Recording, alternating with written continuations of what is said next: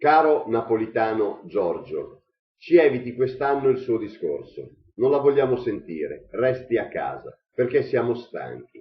Siamo stanchi di questa disoccupazione che ci ha messo in ginocchio.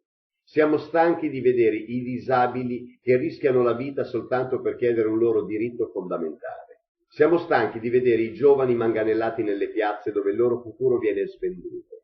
Siamo stanchi di vedere i nostri anziani che rubano nei negozi per mangiare. Siamo stanchi di vedere com'è facile aumentarvi lo stipendio e com'è difficile per voi agevolarci in qualche cosa. Siamo stanchi di pagare un debito truffa ed avere per colpa vostra e per i vostri interessi un legame mafioso con le banche. Siamo stanchi anche di rimanere davanti a una finestra e pensare quale sarà il futuro dei nostri figli. Siamo stanchi dei vostri inciuci, delle vostre promesse mai mantenute. Siamo stanchi di essere umiliati. Voi ci avete tolto tutto, l'identità, la dignità.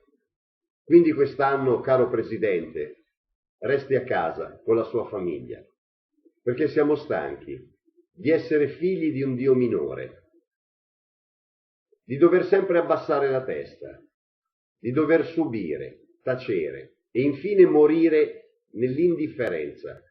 Siamo stanchi di voi.